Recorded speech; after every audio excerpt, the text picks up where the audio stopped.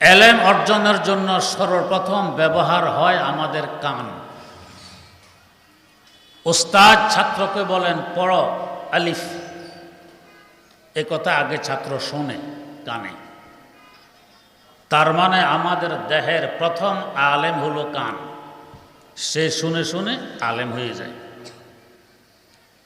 আল্লাহ পাক যদি চাইতেন এই কান আমাদের হাঁটুতে ফিট করে দিতেন, টাকনুতে ফিট করে দিতেন, আমরা ওখান দিয়ে শুনতাম, অসুবিধার তো কিছু ছিল না। সেখানে ফিট না করে দেহের ঊর্ধ্বাংশে ফিট করার রহস্য কি? কান একজন আলেম। আলেমকে দেহের নিম্নাংশে ফিট করলে আলেমের মর্যাদা রক্ষা হবে না, তার ইজ্জত রক্ষার্থে তাকে ঊর্ধ্বাংশে ফিট করা লাগবে। 2 নম্বর আলেম আমাদের জিহ্বা। আল্লাহ পাক চাইলে জিহ্বা হাঁটুতে কিংবা টাকনুতেও দিতে পারতেন, সেখান দিয়ে কথাবার্তা বলতাম, সমস্যা কি ছিল? তা না করে আল্লাহ পাক কেন দেহের ঊর্ধ্বাংশে দিলেন? আলেমের ইজ্জত রক্ষার্থে। নিম্নাংশে দিলে আলেমের ইজ্জত রক্ষা হবে না, তাই ঊর্ধ্বাংশে ফিট করলেন তো করলেন। একটি সংরক্ষিত ঘরের ভিতরে তার থাকার ব্যবস্থা করে দিলেন। আমাদের মুখ গহ্বর একটি সংরক্ষিত ঘর। এই ঘরের ভিতরে জিহ্বাকে থাকতে দিয়ে তার চতুর্পার্শ্বে 32 জন পুলিশ দাঁড় করাই দিয়ে। চিনলেন তো এই পুলিশগুলো কারা? যদি আপনি উভয় মাড়ের দাঁতকে চেপে ধরুন, কার বাপের সাধ্য আছে ভিতরে ডুববে? কেন এত হেফাজত? ভিতরে একজন আলেম আছেন, জিহ্বা। এর পাশাপাশি গেটের ব্যবস্থা করে দিলেন, 2টি ঠোঁট বন্ধ করলে ভিতরে বাতাসও ঢোকে না, আলো ঢোকে না। কেন এত ব্যবস্থাপনা, এত হেফাজত? জিহ্বা একজন আলেম। ওয়াল্লাযীনা উতুল ইলমা দারাজাত, যাকে এলেম দেয়া হয়েছে তার মর্যাদা অনেক বেশি। 3 নম্বর, কানে শুনলাম, মুখে পড়লাম, এখন আমি দেখে দেখে পড়তে পারি। 3 নম্বর আলেম হলো আমার চোখ। আল্লাহ পাক চাইলে আমার হাঁটুতে চোখ ফিট করতে পারতেন, হাঁটু দিয়ে দেখে দেখে চলতাম। সেখানে না দিয়ে কেন কপালের নিচে দিলেন? চোখ একজন আলেম, নিম্নাংশে দিলে আলেমের ইজ্জত রক্ষা হবে না। ইজ্জত রক্ষার্থে তাকে ঊর্ধ্বাংশে ফিট করতে হবে। করলেন তো করলেন।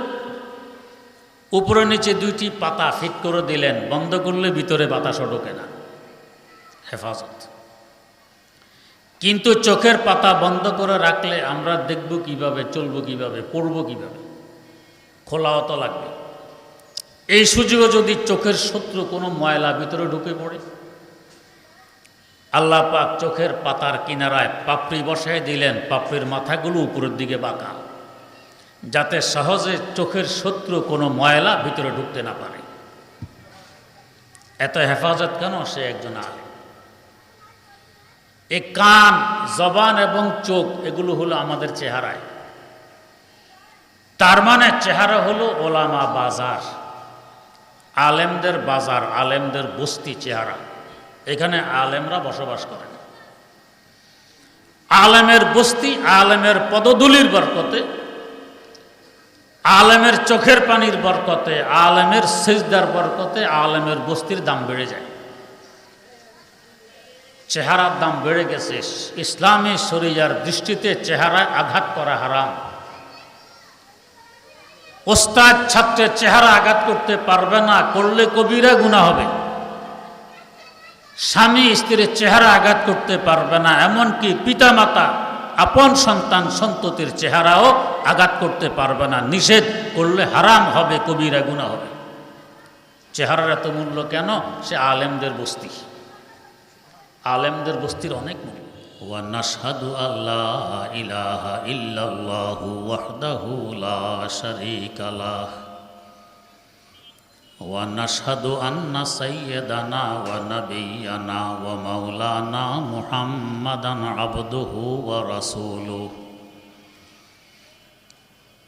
أرسله بالحق بشيرا ونذيرا وداعيا إلى الله بإذنه وسراجا منيرا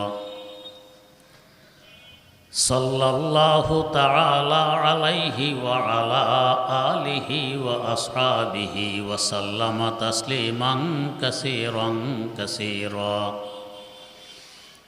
أما بعد فأعوذ بالله من الشيطان الرجيم بسم الله الرحمن الرحيم والذين أوتوا العلم درجات وقال رسول الله صلى الله عليه وسلم من جاءه الموت وهو يطلب العلم ليحيي به الإسلام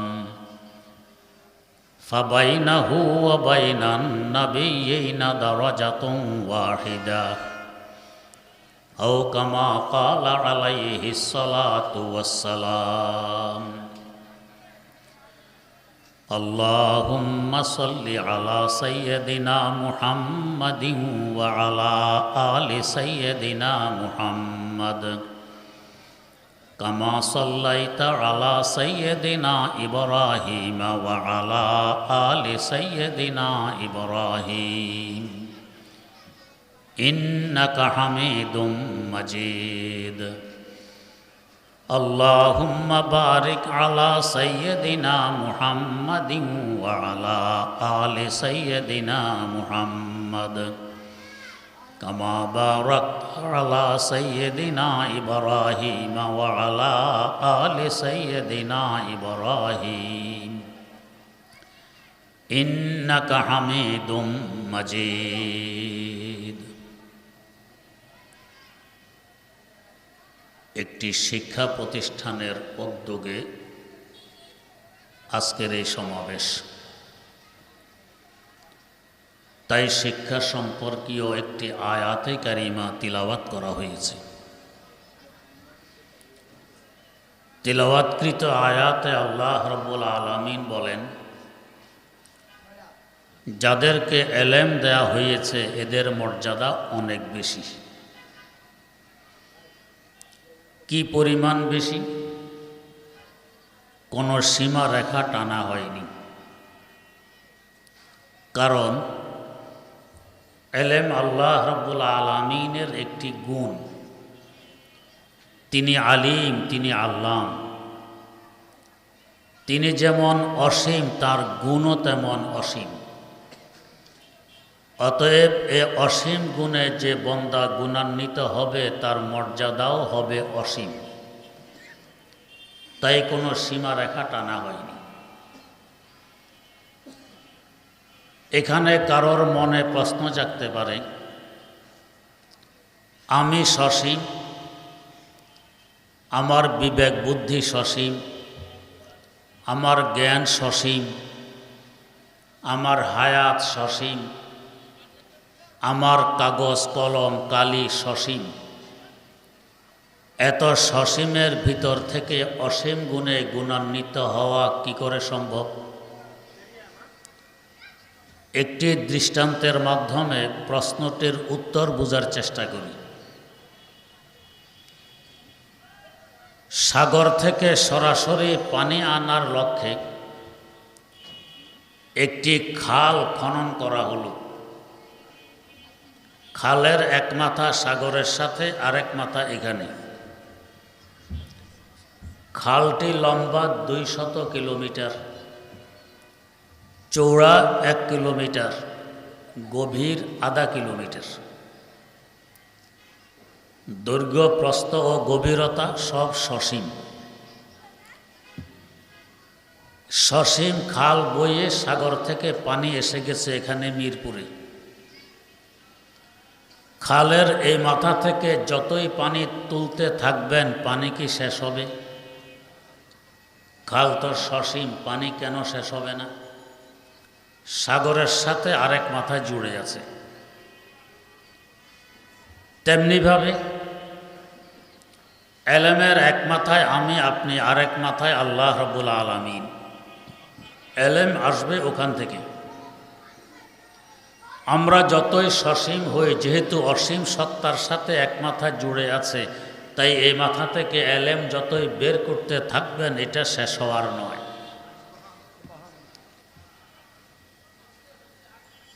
আমার ওস্তাদ মোহতারাম শাইখুল হাদিস আল্লামা আজিজুল হক রাহেমাহুল্লাহ, ওনার ওস্তাদের উদ্ধৃতি দিয়ে খুব যৌক ও শৌকের সাথে একটি শের করতেন।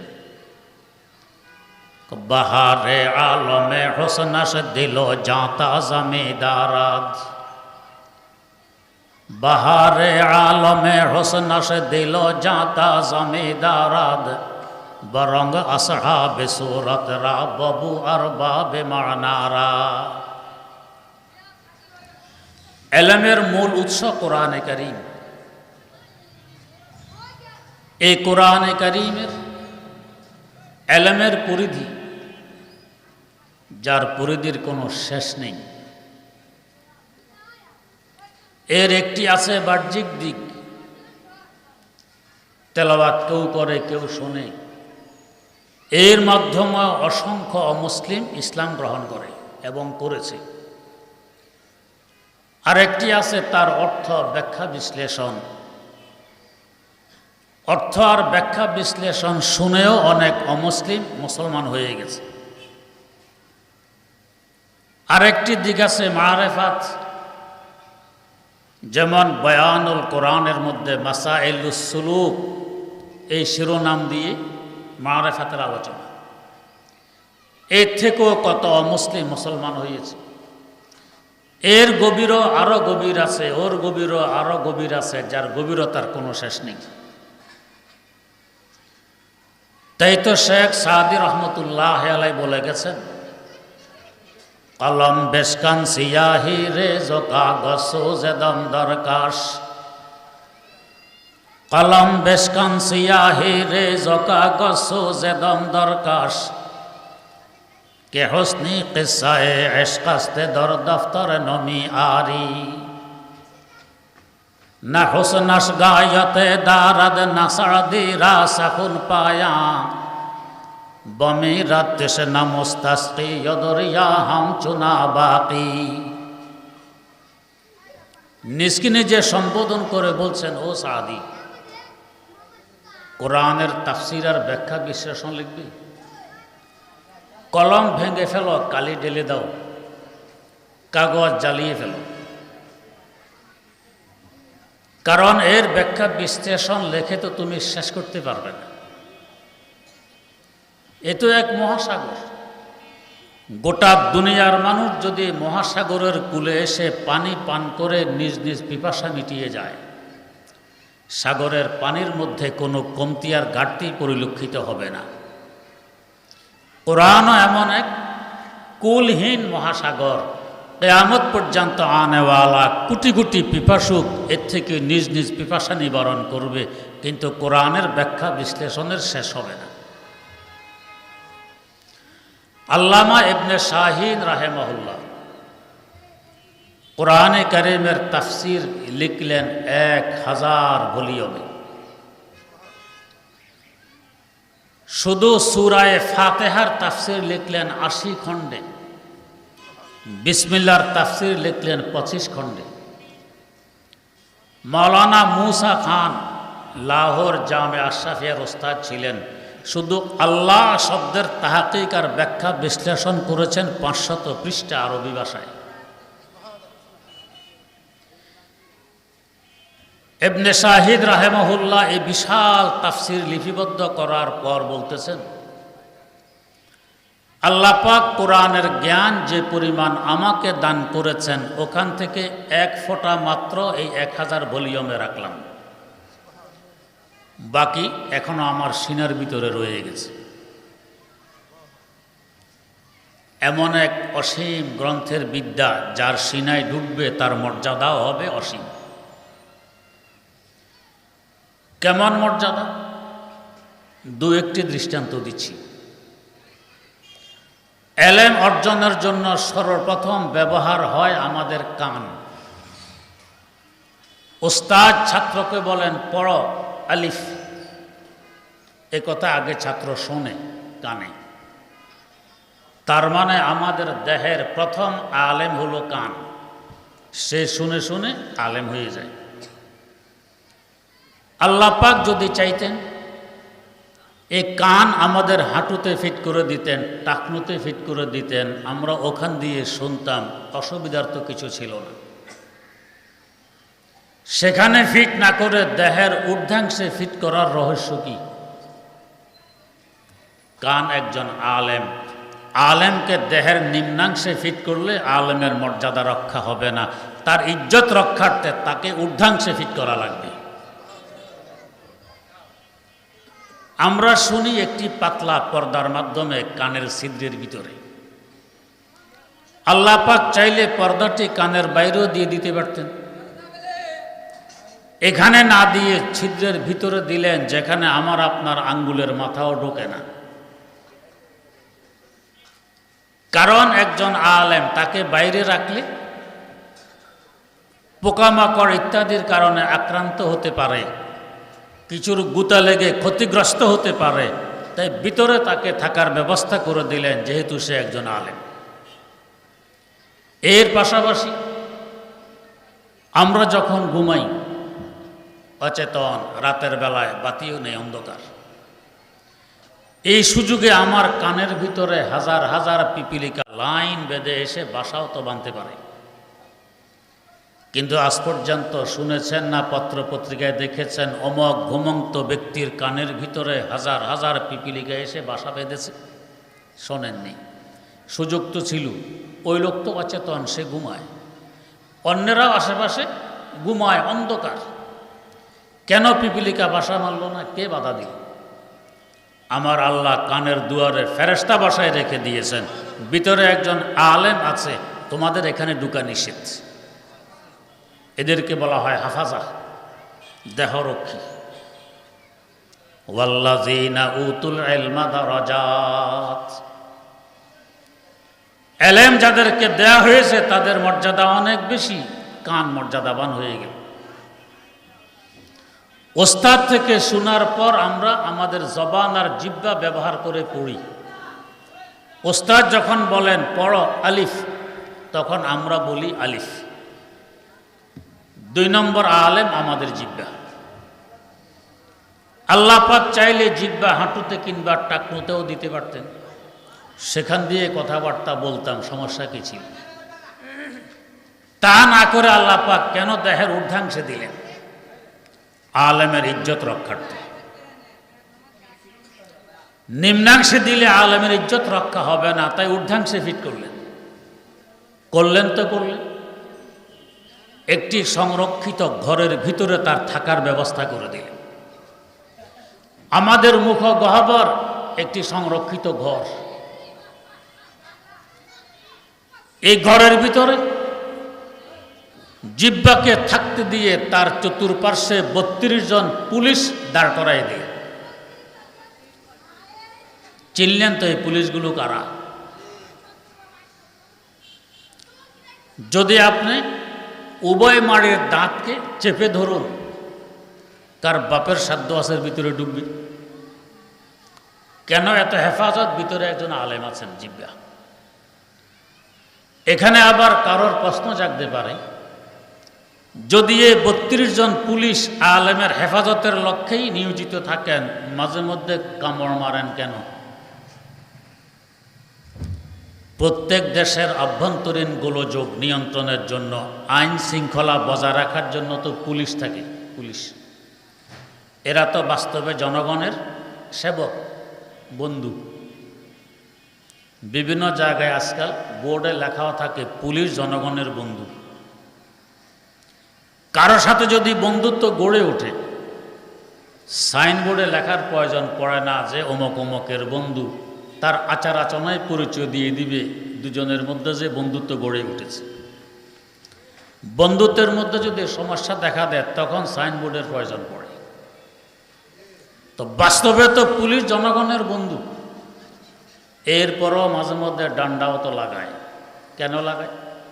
জনগণ যখন সীমা লঙ্ঘন করে তখন ডান্ডা আসে, সীমার ভিতরে থাকলে ডান্ডা আসে না, তখন আসে সেবা। জিহ্বা যদি তার সীমা লঙ্ঘন করে তখন কামড় আসে, এর আগ পর্যন্ত আসে না। জিহ্বা যদি তার আপন জায়গা থাকে, আপনি হাজার চেষ্টা করেও কি কামড় দিতে পারবেন? পারবেন না। সীমা লঙ্ঘন করলে পুলিশ যে হুজুর এটা তো আপনার আসার জায়গা নয়, আপনার জায়গা তো আরো ভিতরে, বেরিয়ে এসেছেন কেন, তাই কামড়। এর পাশাপাশি গেটের ব্যবস্থা করে দিলেন, দুইটি ঠোঁট বন্ধ করলে ভিতরে বাতাসও ঢোকে না, আলো ঢোকে না। কেন এত ব্যবস্থাপনা, এত হেফাজত? জিহ্বা একজন আলেম, ওয়াল্লাযীনা উতুল ইলমা দারাজাত, যাকে ইলম দেয়া হয়েছে তার মর্যাদা অনেক বেশি।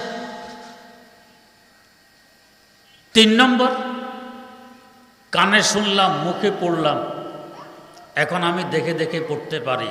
3 নম্বর আলেম হলো আমার চোখ। আল্লাহ পাক চাইলে আমার হাঁটুতে চোখ ফিট করতে পারতেন, হাঁটু দিয়ে দেখে দেখে চলতাম। সেখানে না দিয়ে কেন কপালের নিচে দিলেন? চোখ একজন আলেম, নিম্নাংশে দিলে আলেমের ইজ্জত রক্ষা হবে না। ইজ্জত রক্ষার্থে তাকে ঊর্ধ্বাংশে ফিট করতে হবে। করলেন তো করলেন, উপরে নিচে 2টি পাতা ফিট করে দিলেন, বন্ধ করলে ভিতরে বাতাসও ঢোকে না, হেফাজত। কিন্তু চোখের পাতা বন্ধ করে রাখলে আমরা দেখব কিভাবে, চলবো কিভাবে, পড়বো কিভাবে? খোলাও তো লাগবে। এই সুযোগে যদি চোখের শত্রু কোনো ময়লা ভিতরে ঢুকে পড়ে, আল্লাহ পাক চোখের পাতার কিনারায় পাপড়ি বসায় দিলেন, পাপড়ির মাথাগুলো উপরের দিকে বাঁকা, যাতে সহজে চোখের শত্রু কোনো ময়লা ভিতরে ঢুকতে না পারে। এত হেফাজত কেন? সে একজন আলেম। এই কান, জবান এবং চোখ এগুলো হলো আমাদের চেহারায়। তার মানে চেহারা হলো ওলামা বাজার, আলেমদের বাজার, আলেমদের বস্তি চেহারা। এখানে আলেমরা বসবাস করেন। আলেমের বস্তি, আলেমের পদধূলির বরকতে, আলেমের চোখের পানির বরকতে, আলেমের সিজদার বরকতে আলেমের বস্তির দাম বেড়ে যায়। চেহারার দাম বেড়ে গেছে। ইসলামী শরিয়ার দৃষ্টিতে চেহারায় আঘাত করা হারাম। ওস্তাদ ছাত্রের চেহারা আঘাত করতে পারবে না, করলে কবিরা গুনাহ হবে। স্বামী স্ত্রীর চেহারা আঘাত করতে পারবে না, এমনকি পিতামাতা আপন সন্তান সন্ততির চেহারাও আঘাত করতে পারবে না। নিষেধ করলে হারাম হবে, কবিরা গুনাহ হবে। চেহারার এত মূল্য কেন? সে আলেমদের বস্তি। আলেমদের বস্তির অনেক মূল্য। আমার প্রথম পীর, আমার উস্তাদ মোহতারাম হযরত হাফেজি হুজুর রাহিমাহুল্লাহ, ঢাকা শিলাকোঠা এমদাদুল উলুম মাদ্রাসায় যাচ্ছেন, ওয়াজ করবেন। মাদ্রাসার মোহতামেম সাহেব এখনো জীবিত আছেন, হাফেজ মাওলানা আব্দুর রহিম। উনি আমাকে একটি মসজিদ দেখায় বললেন, হুজুর এই জায়গা ছিল খাল, আমাদের মাদ্রাসার মাহফিলে আমি হাফেজি হুজুর রাহিমাহুল্লাহ তাআলাকে নিয়ে আসছিলাম। সুদিনকাল শুকনো খাল, খালের তলা দিয়ে মানুষ হাঁটে, আমরাও হেঁটে আসতেছি। এখানে এসে হাফেজি হুজুর রহমতুল্লাহ আলাইহি বললেন, আজান দাও, নামাজ পড়ে নি। খালের তলায় আজান দিয়ে নামাজ পড়া হলো। কয়েকদিন পর এখান দিয়ে যাওয়ার পথে দেখি এলাকার লোকেরা খালটি ভরাট করে ফেলতেছে। জিজ্ঞেস করলাম, কি ব্যাপার, খাল ভরাট করছো? এরা উত্তর দিল যে আমরা সিদ্ধান্ত নিয়েছি এখানে মসজিদ দিব। আল্লাহর একজন ওলির কপাল পড়েছে এখানে। ওই কপালের ইজ্জত রক্ষার্থে আল্লাহ পাক খালের তলাকে মসজিদে রূপান্তর করে দিলেন। এখানে মানুষের কপালে পড়বে, সিজদায় সংগঠিত হবে। আলেমের বস্তির মূল্য কত, আলেমের পদধূলির মূল্য কত। তো চেহারা যেহেতু ওলামা বাজার, আলেমদের বস্তি, তাই চেহারার মূল্য বেড়ে গেছে। নিজের চেহারাকে ঠিক রাখার জন্য মানুষ কত কি করে। ভারতের সাবেক প্রধানমন্ত্রী ইন্দিরা গান্ধী তার সময়ে 3 কোটি রুপি ব্যয় করেছেন চেহারার মধ্যে যাতে কোনো পরিবর্তন না আসে। এত দাম কেন? আলেমদের বস্তি। আবার এই কান বলেন, জিহ্বা বলেন, চোখ বলেন, এদেরকে নিয়ন্ত্রণ করে আমাদের ব্রেন। তার মানে ব্রেন হলো ওস্তাদুল ওলামা, আলেমদেরও ওস্তাদ। তাই ব্রেনের মর্যাদা আরো বেশি, তাকে থাকার স্থান দিলেন আরো উপরে, মাথার মধ্যে, যার উপরে আর উপর নেই। দিলেন তো দিলেন হেফাজত কি পরিমাণ। মগজের উপরে পাতলা একটি পর্দা, এর উপরে হাড়ের ওয়াল, এর উপরে চামড়ার বেড়া, এর উপরে চুলের চাল। এত হেফাজত কেন? আলেমদের ওস্তাদ এখানে বসবাস করেন। ওয়াল্লাযীনা উতুল ইলমা দারাজাত, ইলম যাদেরকে দেয়া হয়েছে তাদের মর্যাদা অনেক বেশি। এখানে ঢুকার মতো কোনো ছিদ্র নেই, কোনো রাস্তা নেই, একেবারে সংরক্ষিত এলাকায় আলেমের ওস্তাদ বসবাস করে। আলেমের মর্যাদা। এই ব্রেনকেও আবার নিয়ন্ত্রণ করে আমাদের হার্ট, আমাদের কলব, আমাদের দিল, আমাদের অন্তর।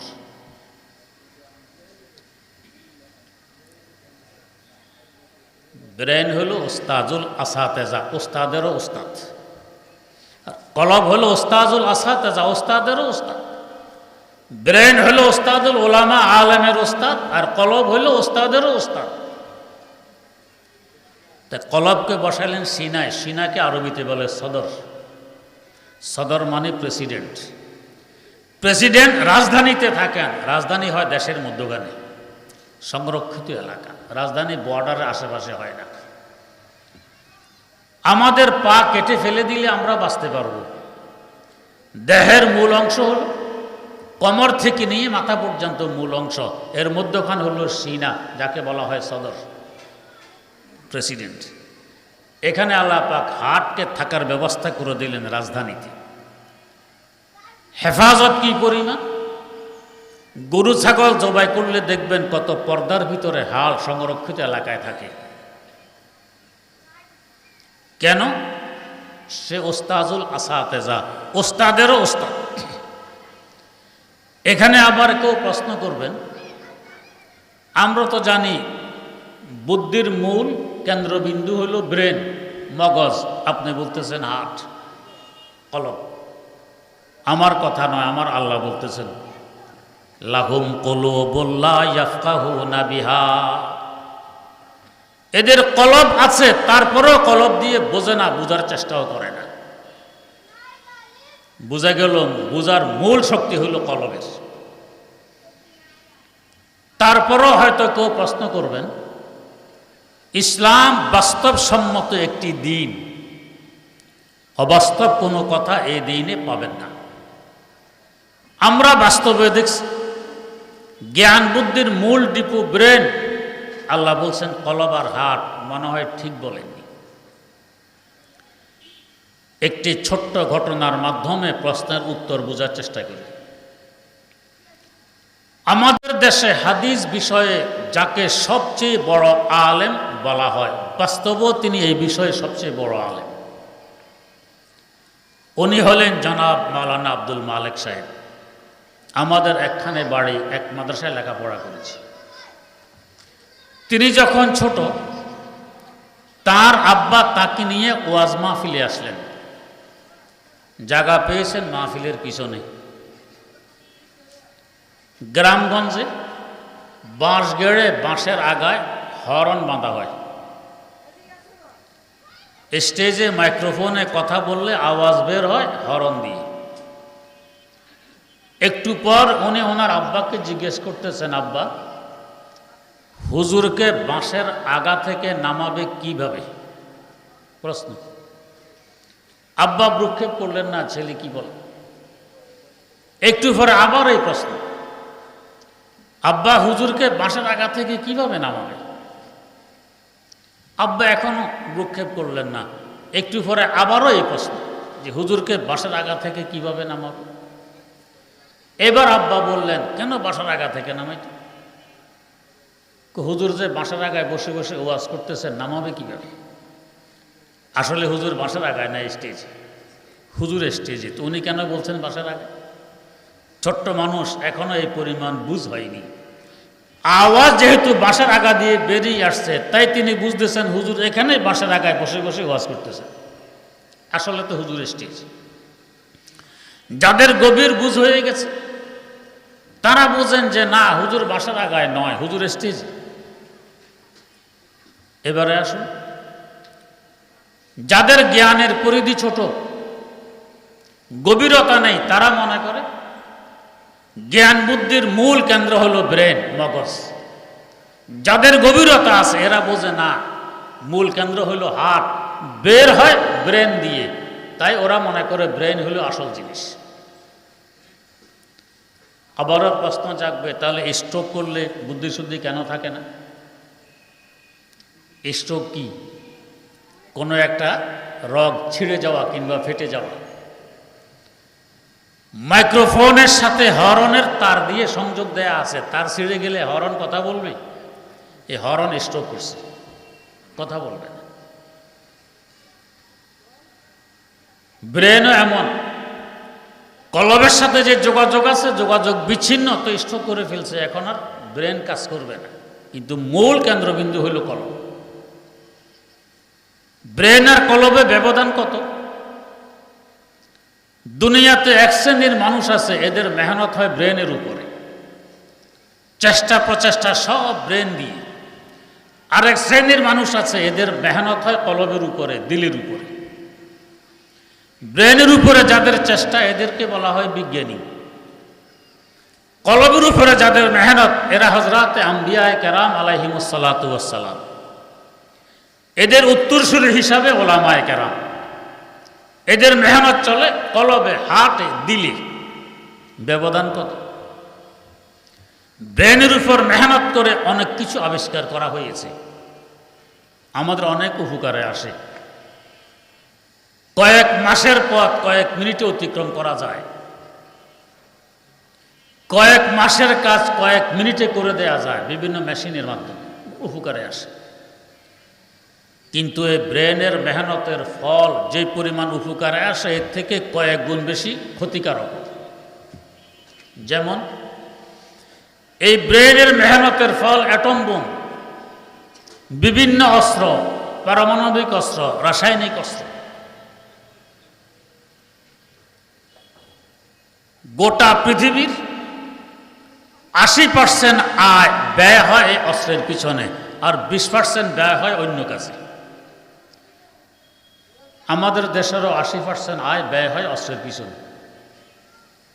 এই অস্ত্রগুলো যে আবিষ্কার করা হইল বা ব্যবহার করা হয়, সুন্দরবন থেকে বাঘ বেরিয়ে আসবে এই বাঘ মারার জন্য, না উকুনে আমার মাথায় সর্বনাশ করে ফেলছে উকুন মারার জন্য অ্যাটম বোম? কিসের জন্য? কাকে মারার জন্য? মানুষ মারার জন্য। তার মানে বিশ্বের আয়ের 80% আয় ব্যয় হয় মানুষ মারার জন্য। হিরোশিমার এক অ্যাটম বোমে 2.5 লক্ষ মানুষকে সেকেন্ডের মধ্যে মেরে ফেলেছে। এখনো সেখানে প্রতিবন্ধী হয়ে মানুষ জন্ম নেয়। তো মানুষ মারার জন্য 80% ব্রেনের ফল, আর বাঁচার জন্য 20% ব্রেনের ফল। পক্ষান্তরে হযরতে আম্বিয়ায়ে কেরাম আলাইহিমুসসালাতু ওয়াসসালাম, তাদের উত্তরসূরি হিসাবে ওলামায়ে কেরাম লক্ষ কোটি অমানুষকে কলবের উপরে মেহনত করে মানুষ বানাই ফেলেছে। ফারুক আজম ওমর রাদিয়াল্লাহু তাআলা আনহু রাখালি পর্যন্ত করতে জানতেন না। এক সময় আব্বা ওনাকে ঠাসাইতেন, ওটা রাখালি করতে জানো? আর সেই ফারুক আজমের কলবের উপরে মেহনতের বরকতে অর্ধজাহানে রাখালি করে গেছেন। এমন রাখালি যার দৃষ্টান্ত পেশ করতে দুনিয়া অক্ষম। ভারতবর্ষ যখন স্বাধীন হয়, ইংরেজ খেদাও আন্দোলন চলে। মহাত্মা গান্ধীকে প্রশ্ন করা হয়েছিল, ইংরেজ চলে গেলে দেশ চালাবেন কোন সংবিধানে? মহাত্মা গান্ধী জবাব দিলেন, 1450 বছর আগে খলিফা ওমর যে সংবিধান দিয়ে অর্ধজাহান পরিচালনা করে গেছেন, সেই সংবিধান দিয়ে ভারতবর্ষ চলবে, জাতি বিজাতি নির্বিশেষে। এখন ওমরকে ফলো করে কলবের মেহনতের বরকত जो न थे खुद राह पर गैरों के हादी बन गए, जो न थे खुद राह पर गैरों के हादी बन गए। क्या नज़र थी जिसने मुर्दों को मसीहा कर दिया, क्या नज़र थी जिसने मुर्दों को मसीहा कर दिया। কলবের মেহনতে যে ওটের রাখালি করতে জানতো না, তাকে মানুষের রাখালি করা শিখিয়ে দিয়েছে। অসংখ্য অমানুষ মানুষ হয়ে গেছে কলবে আর ব্রেনে এই ব্যবধান। তো কলব হইল ওস্তাজুল আসাতেজা, ওস্তাদেরও ওস্তাদ, তাই কলবের হেফাজত সবচেয়ে বেশি। দেহের মধ্যখানে তাকে ফিট করে দেয়া হল। ওয়াল্লাযিনা উতুল ইলমা দারাজাত। এবারে একটু চিন্তা করি, যে কান, যে জবান, যে চোখ, যে ব্রেন, যে কলব আলেম হয়েছে যে দেহের মধ্যে, এই দেহ যে আলেমের, এই আলেমের মর্যাদা কি পরিমাণ হবে। এখানে আবার কেউ বলবেন হুজুর কোথায় মর্যাদা। আমরা দেখি এক শ্রেণীর মানুষ তাদেরকে নিয়ে হাসাহাসি করে, মজাক উড়ায়, তিরস্কার করে, কত অবাস্তব অবান্তর দোষ এদের গাড়ে চাপায়, এদের বিরুদ্ধাচারণ করে। মর্যাদা কোথায় ভাইয়েরা? মর্যাদাবানের মর্যাদা বুঝতে হলেও তো যোগ্যতার প্রয়োজন। মর্যাদা বুঝার যার যোগ্যতা নেই, সে কি মর্যাদাবানের মর্যাদা বুঝে? আপনার হাতে যদি এখন 1000 টাকার একটি নোট দিয়ে বলা হয়, এই 1000 টাকা দিলাম, আপনার আব্বার কোলে গিয়ে একটু পায়খানা করে আসুন, কে পারবেন বলেন তো? কেউ পারবেন না। কেন পারবেন না? আপনি বোঝেন ইনি আমার জন্মদাতা, ইনি আমার পিতা। সবচেয়ে বেশি মর্যাদাশীল আমার দৃষ্টিতে, তার কোলে পায়খানা করা যায় না। ছোটবেলা যে দিনে কয়েকবার করতেন, এমন কারো সাহস আছে যে হুজুর আমি তো একবারে মা দরজাত অলি, আল্লাহর অলি হয়ে মায়ের পেট থেকে বেরিয়ে এসেছিলাম, আমি জীবনও এই কাজ করিনি, কে বলতে পারবো? তো তখন যে দিনে কয়েকবার পায়খানা প্রস্রাব করেছিলাম আব্বা আমার কোলে, তখন কি আব্বা আমার মর্যাদা ছিল না? তখন কি উনি আমার জন্মদাতা পিতা ছিলেন না? তখনও ছিলেন। তাহলে কেন পায়খানা করলাম, কেন প্রস্রাব করলাম? তাদের মর্যাদা বুঝার মতো যোগ্যতা আমার ছিল না, আমি ছিলাম ছোট, এটা আমার দোষ। তো আলেম ওলামার মর্যাদা বুঝার মতো যোগ্যতা যার আছে সে তো মাথায় নিয়ে হাঁটবে, যার বুঝার মতো যোগ্যতা নেই সে তো তিরস্কারই করবে। এই সম্পর্কে হাকিমুল উম্মত মুজাদ্দিদুল মিল্লাত হযরত শাহ আশরাফ আলী থানভী রহমতুল্লাহ আলাইহি আল ইফকার মধ্যে একটি ঘটনা উল্লেখ করেছেন। ঘটনাটি হলো, একজন আলেম গুলিস্তান পড়াইতেন। শেখ সাদি রহমতুল্লাহ আলাইহির লিখিত ফার্সি ভাষার একটি মহামূল্যবান কিতাব। পড়ানোর সময় একটি বাক্য পড়াইয়ে বলতেন, এই বাক্যটির মূল্য 50,000 টাকা, এই বাক্যটির মূল্য 1,00,000 টাকা। টাকার অঙ্ক বলে বলে মূল্য বুঝাইতেন। ক্লাসে একজন ছাত্র ছিল আমার ন্যায় বুদ্ধিশুদ্ধি নেই, ও মনে করতো এই বাক্যটি নিয়ে বাজারে বিক্রি করলে 1,00,000 টাকা পাওয়া যাবে, খুব খুশি। একদিন মাদ্রাসা ছুটি, বাড়ি যাওয়ার পথে তার পায়ের স্যান্ডেল ছিঁড়ে যায়। স্যান্ডেল জোড়া দিতে এসেছে মুচির কাছে। মুচি স্যান্ডেল জোড়া দিয়ে বলছে, ভাই 2 টাকা দাও। ছাত্রটি করল কি, শেখ সাদি রহমতুল্লাহ আলাইহির 1,00,000 টাকা মূল্যের একটি বাক্য শোনায় বলছে, এটার মূল্য 1,00,000 টাকা, এটা তোমাকে দিলাম, আমার স্যান্ডেল দিয়ে দাও। মুচি বলছে, এত কথা বুঝি টুঝি না, 2 টাকা না দিলে আমি স্যান্ডেল দিব না। ছাত্র পড়েছে বিপাকে। ওস্তাদ বললেন এর মূল্য 1,00,000 টাকা। মুচি এটা গ্রহণ না করে 2 টাকা চায়। কোথায় 1,00,000 টাকা, কোথায় 2 টাকা? ফিরে এসেছে আবার ওস্তাদের কাছে খালি পায়ে, স্যান্ডেল তো মুচির কাছে আটক। খালি পায়ে এসে বলছে, একটু ভাবসাব গরম, হুজুর গুলিস্তা পড়ানোর সময় অমুক কথার মূল্য 1,00,000 টাকা বলেননি? হ্যাঁ বলেছি। সত্য বলেছেন? একেবারেই সত্য বলেছি। তাহলে মুচিকে দিলাম, সে এটা গ্রহণ না করে 2 টাকা চায় কেন? হুজুর তো বোঝেন ছাত্রটি কত পানির মাছ।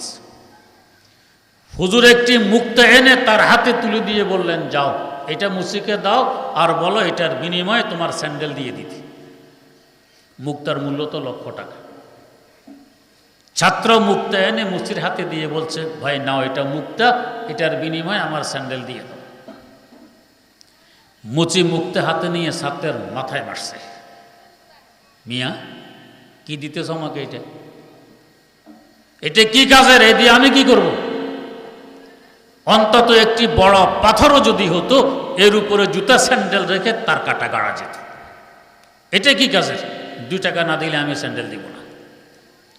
বেচারা মুক্তায় কুড়িয়ে আবার এসে গেছে হুজুরের কাছে, এসে বলছে, হুজুর মুচি তো এটা গ্রহণ করতেছে না, সে তো 2 টাকা চায়।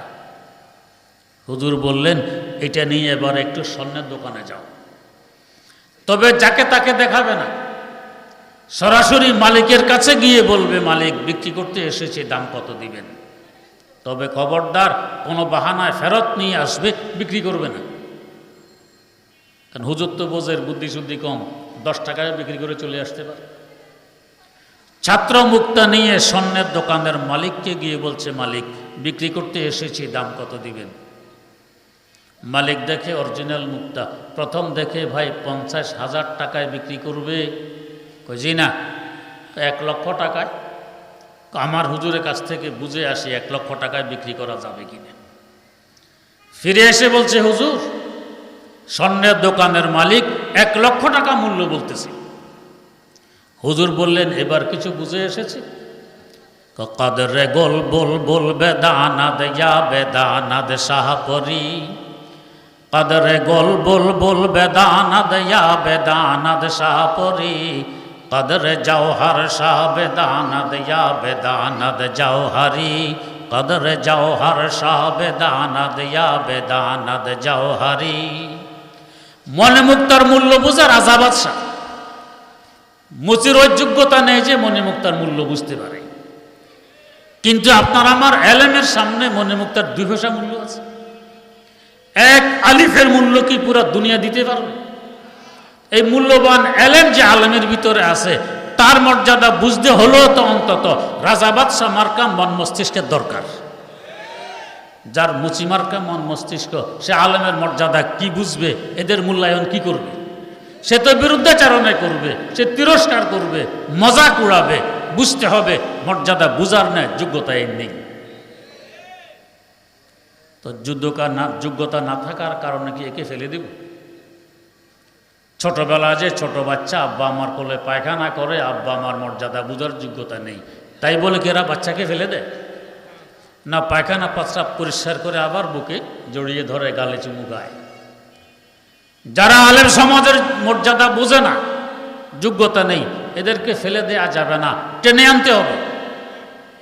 আজকে বোঝে না তো কালকে বুঝবে, আজকে বিরুদ্ধাচারণ করে কালকে মাথায় নিয়ে হাঁটবে। এরকম বহু দৃষ্টান্ত আমাদের সামনে আছে। ওয়াল্লাযীনা উতুল ইলমা দারাজাত। বুঝ যদি না থাকে করার কি আছে? আমরা তো হাতে নাতে দেখতে পাচ্ছি। এই বছরের ঘটনা, করোনার আতঙ্কে যখন মানুষ ঘরের দুয়ার খোলে না, ঘরের ভিতরে বন্দী, এই সময় ইন্তেকাল করলেন ব্রাহ্মণবাড়িয়া বেরতলার হযরত মাওলানা জুবায়ের আনসারী রাহিমাহুল্লাহ। পুলিশ টুলিশ যতই বাধা দিল, লক্ষ মানুষের সমাগম বাধা দিয়ে রাখতে পারেনি। এরপর ইন্তেকাল করলেন হাটহাজারের হযরত আহমদ শফি রহমতুল্লাহ আলাইহি। সরকারি হিসাবে 25 লক্ষ লোকের সমাগম তার জানাজায়। অথচ বিভিন্ন ডিস্ট্রিক্ট থেকে, বিভিন্ন উপজেলা থেকে বাস ভাড়া করতে দেয়া হয়নি, আসতে দেয়া হয়নি, বাধা দিয়েছে। এরপরও এত লোক, যদি বাধা না দিত তো চিটাগাং শহর দেখা যেত না মানুষের কারণে। এরপরে কয়েকদিন আগে ইন্তেকাল করলেন আল্লামা নূর হুসাইন কাসেমি রাহিমাহুল্লাহ। বাইতুল মুকাররমে তার জানাজা হয়েছে। আশপাশে রাস্তাঘাট সব বন্ধ হয়ে গেছে, লোকারণ্য, জাতি তো দেখেছে। পক্ষান্তরে অন্য লাইনের যারা আছে, অনেক বড় বুদ্ধিজীবী হিসাবে খ্যাত, জাতীয় ঈদগাহ মাঠে পর্যন্ত লাশ আনা হয় জানাজার জন্য। পত্রপত্রিকায় ছবি আসে, গণলে হয়তো 100-150 মানুষ হবে। দু চারটা ফাঁকে ফুঁকে টুপি দেখা যায়, বাকি টুপি নেই, সব কালো মাথা। এটা তো দেখা যায়, উজু তো দেখা যায় না। উজু কজনের আছে আল্লাহ ভালো জানে। চোখে কি দেখা যায় না? মর্যাদা কার? জিন্দা থাকা অবস্থায় মর্যাদা, মারা যাওয়ার পরেও মর্যাদা। লাহোর শহর রাবি দরিয়ার তীরে অবস্থিত। লাহোর শহর, এই দরিয়ার উত্তর পাড়ে একটি প্রসিদ্ধতম পার্ক শালিমার পার্ক। এই পার্কে সম্রাট জাহাঙ্গীরের কবর। দক্ষিণ পাড়ে একজন বিজ্ঞ আলেম, আল্লাহর ওলি, দাতা গঞ্জ বক্স আলী আল হাজবিরি রাহেমাহুল্লাহু তাআলার মাজার। দুই পাড়ে দুইজন। একজনটা সম্রাট, দিল্লির বাদশাহ, আরেকজন একজন আলেম, আল্লাহর ওলি। ব্যবধান কত! লোকেরা পার্কে ঘুরতে যায়, ঘুরতে ঘুরতে জাহাঙ্গীরের কবরের কাছে আসলে বেশির থেকে বেশি আঙ্গুল তুলে দেখায় এটা জাহাঙ্গীরের কবর, এ পর্যন্তই শেষ। আর অপর পাড়ে যে একজন আলেম, আল্লাহর ওলির মাজার, প্রায় 1000 বছর আগে তিনি ইন্তেকাল করেছেন। আজ পর্যন্ত কি রাত কি দিন অহরহ জিয়ারত চলছে, ইসালে সব চলছে, ফাতিহা খানি চলছে। আর এই বেচারা এই বাড়ি এতিমের মতো মাটির নিচে পড়ে আছে, নীরবে যেন শেকায়েত কমপ্লেন করতেছে, দরমাজারে মা গরিবা নাই চেরা গো নাই গোলে, দরমাজারে মা গরিবা নাই চেরা গো নাই গোলে, নাই পারে পরবানা সুজাদ নাই সদা এ বুলবুলে, নাই পারে পরবানা সুজাদ নাই সদা এ বুলবুলে। আমি অসহায় অবস্থায় এতিমের ন্যায় মাটির নিচে পড়ে আছি, কেউ আমার দিকে তাকায় না, একটু ইসালে সব করে না, একটু ফাতিহা খানি করে। আর অপর পাড়ে এগুলো করার জন্য কেউ বাধ্য করেছে? স্বইচ্ছায় মানুষ সেখানে টাকা পয়সা খরচ করে গিয়েও জিয়ারত করে আসে। ওয়াল্লাযিনা উতুল ইলমা দারাজাত, আল্লাহ পাক যাদেরকে ইলম দিয়েছেন তাদের মর্যাদাও অসীম দিয়েছেন। আমার শেখ ও মুর্শিদ শেখুল ইসলাম আল্লামা তাকি উসমানী দামাত বারাকাতুমের মুখে শুনেছি।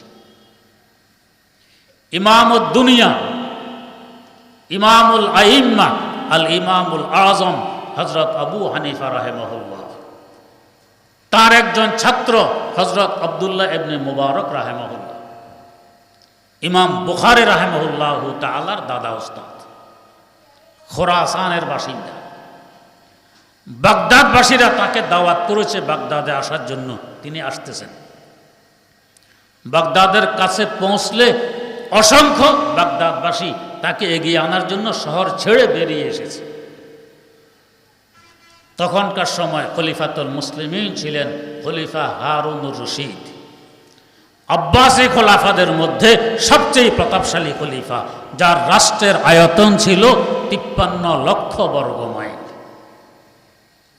রাজপ্রাসাদের কিনারা দিয়ে কাফেলা চলছে। এই সময়ে হযরত আব্দুল্লাহ ইবনে মুবারক রাহিমাহুল্লাহ তাআলার হাঁচি এসে যায়। হাঁচি আসলে আমরা কি পড়ি? আলহামদুলিল্লাহ। হাঁচি দাতার জন্য হাঁচির পরে আলহামদুলিল্লাহ এটা পড়া সুন্নত। আল্লাহর শুকর আদায় করি। কেন? আমার মেজু ভাই বড় ডাক্তার, প্রফেসর, তার কাছে একটি ঘটনা শুনেছি, এক খ্রিস্টান ডাক্তারের ঘটনা। তিনি গবেষণা আরম্ভ করলেন, মুসলমানেরা কোনো সুসংবাদ শুনলে আলহামদুলিল্লাহ পড়ে। হাসির মধ্যে কিসের সুসংবাদ? হাসির পরে আলহামদুলিল্লাহ পড়ার হেতু কি? গবেষণা করতে করতে ধরে ফেলেছে, মানুষ সাধারণত হাসি দিতে গেলে একসাথে 2টি হাসি দেয়। তার মেশিনে ধরা পড়েছে এক একটি হাসির সাথে কমপক্ষে 3000 রোগ জীবাণু বেরিয়ে যায়। 2 হাসির সাথে 6000। ডাক্তারের ভিজিট ছাড়া, ঔষধ সেবন ব্যতীত ফ্রি 6000 রোগ জীবাণু বেরিয়ে গেছে। এর থেকে বড় সুসংবাদ আর কি হতে পারে? গবেষণা এখনো শেষ হয়নি, একটু বাকি আছে, একটু বাকি আছে। কথায় কথা আসে। এক বেটা এক পীরের মুরিদ, পীর হইল বন্ড পীর।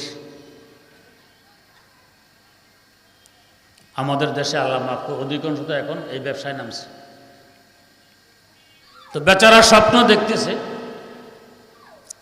তার পীরের আঙ্গুল দিয়ে মধু প্রবাহিত হচ্ছে, মধু, আর তার নিজের আঙ্গুল দিয়ে গু বেরিয়ে আসতেছে, গু। এর পাশাপাশি এও দেখতেছে পীরের মধুওয়ালা আঙ্গুল মুরিদের মুখের ভিতরে সে মধু চুষতেছে, আর মুরিদের গুওয়ালা আঙ্গুল পীরের মুখের ভিতরে পীর গু খেয়ে চলছে। স্বপ্ন দেখে ছুটে গেছে পীরের দরবারে ব্যাখ্যা জানার জন্য। গিয়ে বলছে, বাবা আপনাকে নিয়ে আশ্চর্যতম একটি স্বপ্ন দেখলাম, ব্যাখ্যা জানার জন্য এসেছি আপনার দুয়ারে। বাবা বলো কি স্বপ্ন? বাবা স্বপ্নে দেখলাম আপনার আঙ্গুল মোবারক দিয়ে মধু প্রবাহিত হচ্ছে, আর আমার আঙ্গুল দিয়ে গু বেরিয়ে আসতেছে। শোনা মাত্র বাবা বলে, মাশাআল্লাহ, বড় মোবারক খা, বরকতময় স্বপ্ন। তুমি গুনাহগার মুরিদ, তোমার আঙ্গুল দিয়ে গু বের হবে না তো শরবত বের হবে? আমি তো সুফি সম্রাট, আমি আল্লাহর অলি, আমি তো বিশ্ব অলি, আমার আঙ্গুল দিয়ে মধু বের হবে না তো কি বের হবে? মুরিদ বলে, হুজুর স্বপ্ন তো একটু বাকি আছে। ও তাড়াতাড়ি বলো, এটা তো আরো মোবারক হতে পারে। জি হুজুর, হইতেও পারে, তো তাড়াতাড়ি বলো। হুজুর বাকি অংশ হইল আপনার মধুওয়ালা আঙ্গুল দেখি আমার মুখের ভিতরে আমি মধু চুষতেছি, আর আমার গুওয়ালা আঙ্গুল দেখি আপনার মুখের ভিতরে আপনি গু খেতেছেন। বেয়াদব, বাইরে এখান থেকে, উল্টা পাল্টা স্বপ্ন নিয়ে এখানে এসেছে। হুজুর একটু আগে না বললেন মোবারক স্বপ্ন, বরকতময় স্বপ্ন, এখন বেয়াদব হইলেন? আসলে স্বপ্ন ছিল সত্য। এ তো আল্লাহ পাওয়ার জন্য বলাবালা মানুষ ওইখানে গেছে, তাই দেখে মধু চষে, আর হে তো বিনা পুঁজিতে ব্যবসায় নামছে, তাই দেখে গু খায়। তো ডাক্তার গবেষণা একটু বাকি আছে। সে চিন্তা করলো এই গবেষণার যোগ্যতা অর্জন করতে ক্লাস প্রাইমারি থেকে নিয়ে মেডিকেল কলেজ পর্যন্ত অন্তত 20টি বছর আমাকে লেখাপড়া করতে হয়েছে। কত মেশিন আমি ব্যবহার করেছি। মুসলমানদের নবী তো 20 সেকেন্ডও কারো কাছে লেখাপড়া করেননি। ওই যুক্ত বিজ্ঞানের যুগ ছিল না, কোনো মেশিন তিনি ব্যবহার করতে পারেননি। তিনি কি করে জানলেন হাসির সাথে 6000 রোগ জীবাণু বেরিয়ে পড়ে, অতএব আল্লাহর শুকর আদায়ের লক্ষ্যে হাসির পর আলহামদুলিল্লাহ পড়তে হবে? নিশ্চয় তিনি সত্য নবী, আল্লাহ পাক তাকে জানাইছেন বিদায় জেনে শুনে উম্মতকে শিক্ষা দিয়ে গেছেন। তাই ডাক্তার একা নয়, সপরিবারে ইসলাম গ্রহণ করে মুসলমান হয়ে গেছে মুসলমানদের হাসি দেখে। হযরত আব্দুল্লাহ ইবনে মুবারক রাহিমাহুল্লাহ, মনে আছে তো? হাসি এসে গেছে। উনি তো আলহামদুলিল্লাহ পড়েছেন, ইসলামী শরীয়তের বিধান। হাসি দাতার মুখ থেকে আলহামদুলিল্লাহর শব্দ যারা শুনবে তাদের জন্য ইয়ারহামুকাল্লাহ বলে হাসি দাতাকে শুনায়ে জবাব দেওয়া ওয়াজিব। পুরা কাফেলা তাকে শুনায়ে জবাব দেওয়ার জন্য জোরে সোরে বলেছে ইয়ারহামুকাল্লাহ। বাদশাহ হারুন রশিদ রাজপ্রাসাদে আতঙ্কিত হয়ে পড়লেন, ইন্না লিল্লাহ, মিছিল নিয়ে আসলো কে? আমার ক্ষমতা কেড়ে নেওয়ার জন্য মিছিল। লোক পাঠাইলো, দেখো তো কারা মিছিল করে, কি দাবি দেওয়া। লোক ফিরে এসে বলছে, না বাদশাহ, কোনো মিছিল টিছিল নেই। আমি নিজ কানে শুনলাম মিছিলের আওয়াজ, তোমরা বলো মিছিল নেই। খোঁজ নাও। খোঁজ নিয়ে জানা গেল যে না, আসলে মিছিল তো নয়, আব্দুল্লাহ ইবনে মুবারক রাহিমাহুল্লাহ তাআলার হাসির জবাব। এই সংবাদ রাজপ্রাসাদে আসার পর বাদশার স্ত্রী জুবাইদা খাতুন বললেন, তোমরা কিসের বাদশাহ? বাদশাহ তো ওরা, যার এক হাসির জবাবে তুমি আতঙ্কিত হয়ে পড়েছ, তোমার ক্ষমতা কেড়ে নেওয়ার জন্য কারা মিছিল নিয়ে আসছে। তোমরা হাসি দিলে তো মাসি মশার আওয়াজও শোনা যায় না। ওয়াল্লাযীনা উতুল ইলমা দারাজাত, যাদেরকে এলেম দেয়া হয়েছে তাদের মর্যাদা অসীম। এই এলেমের একটি বাগান এখানে শুরু হয়েছে। আপনারা দেখলেন যে পাগড়ি পরানো হইল, পুরা কোরআনে কারিম মুখস্থ করে নিজের সিনা ধারণ করেছে। দামি জায়গার সাথে সম্পর্ক রাখলে দামি হয়ে যায়। অতএব আমরা যদি এর সাথে সম্পর্ক রাখার অর্থ এই নয় যে টাকা দিতে হবে। আমার আগে যে হুজুর বলে গেলেন টাকা চাই না, আমিও টাকার কথা বলি। সবচেয়ে বড় সম্পর্ক হবে 2 ফোঁটা চোখের পানি দিবেন। আল্লাহ মানুষ দামি হওয়ার কারখানা একটি মাদ্রাসা আমাদেরকে উপহার দিয়েছেন, আল্লাহ একটু কবুলও করে নেন। 2 ফোঁটা চোখের পানি দিবেন, পয়সা খরচ হবে না। 2 নম্বর, আন্তরিকতা রাখবেন, মহব্বত রাখবেন, খোঁজখবর নেবেন, আসা যাওয়া করবেন। 3 নম্বর, ছাত্র দিবেন, নিজের সন্তান, ভাইয়ের সন্তান, বোনের সন্তান, আত্মীয় স্বজনের সন্তান, পাড়া প্রতিবেশীর সন্তান, বন্ধু বান্ধবের সন্তান। ইনশাআল্লাহ যদি এই দামি এলেম সিনায় ধারণ করে ওই এলেম অনুপাতে জীবন গড়ে তুলতে পারে, ইনশাআল্লাহ দুনিয়াতে হবে বাদশাহ, মানুষের অন্তরে চলবে তার বাদশাহী, এন্তেকালের পরও সে থাকবে বাদশাহ। সেও ঠকবে না, আপনারাও ঠকবেন না। 4 নম্বর, নিজের সামর্থ্য অনুপাতে কিছু দান খয়রাত করবেন, ইনশাআল্লাহ পয়সা কমবে না, আরও বরকত হবে। আল্লাহ রব্বুল আলামিন আমাদেরকে সহি বুঝার তৌফিক দান করুন। সুবহানাল্লাহি ওয়া বিহামদি, সুবহানাকাল্লাহ।